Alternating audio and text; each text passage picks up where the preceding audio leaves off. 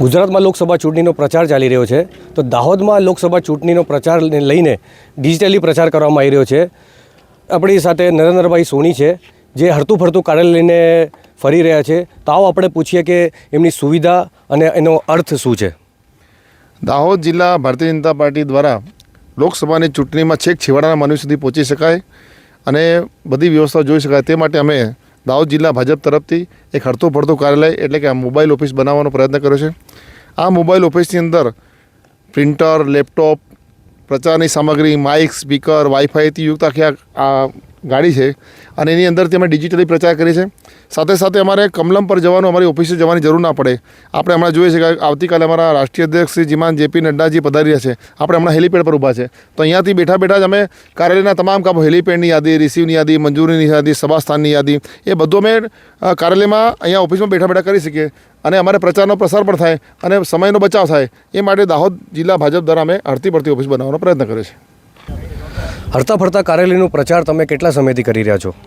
આ અમારી mobile office જે છે એ હરતું ફરતું કાર્યાલય છે. અમે 2017ના ઇલેક્શનમાં, 2022ના ઇલેક્શનમાં, 2019ના ઇલેક્શનમાં અને આ 2024ના લોકસભાના ઇલેક્શનમાં પણ અમે આ હરતું ફરતી ઓફિસ બનાવી છે. આ ઓફિસના માધ્યમથી તમામ પ્રકારના કામો ઝડપી થઈ શકે, ડિજિટલી થઈ શકે, પ્રદેશ જોડે સંપર્કમાં રહેવાય, કાર્યકર્તાઓ જોડે સંપર્કમાં રહેવાય, ઉમેદવાર જોડે સંપર્કમાં રહેવાય અને એમ કરતાં કરતાં સમગ્ર કામો ઓછા સમયમાં કેવી રીતે થઈ શકે એ માટે અમે ડિજિટલી કન્સેપ્ટ લઈને દાહોદ જિલ્લા ભારતીય જનતા પાર્ટી દ્વારા મોબાઈલ ઓફિસ બનાવી અને તમામ પ્રકારના પ્રચાર પ્રસારની સામગ્રી સાથે સજ્જ આ ગાડી લઈ અને અમે ગામડે ગામડે ફરી અને સભાસ્થાનો પર જઈ અને આનો વધારે વધારે ઉપયોગ થાય એવો પ્રયત્ન કરી રહ્યા છે.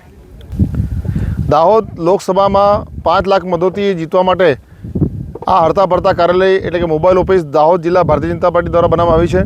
આ ઓફિસના માધ્યમથી અમે અંતરિયાળ વિસ્તારોની અંદર સંપર્ક કરી શકીએ છીએ, સાથે સાથે ડિજિટલી પ્રચાર પણ કરી શકીએ છીએ અને સભાસ્થાની મંજૂરી હોય, બાકી બધા કામો જે છે જે કમલમમાં બેસીને કરી શકતા હોય એ કમલમના તમામ પ્રકારના ડેટા અમે આ ઓફિસની અંદર રાખ્યા છે.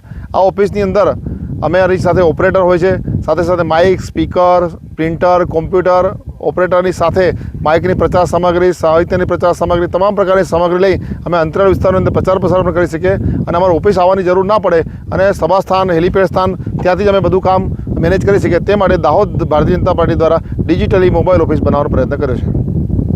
દાહોદ જિલ્લામાં લોકસભાની ચૂંટણીનો પ્રચાર ચાલી રહ્યો છે, ત્યારે નરેન્દ્રભાઈ સોની દ્વારા પોતાની ગાડીને મોબાઈલ ઓફિસ બનાવી હરતું ફરતું કાર્યાલય લઈને દાહોદ જિલ્લામાં પ્રચાર કરવામાં આવી રહ્યો છે. DTV news, Husen Chunawala, Dahod.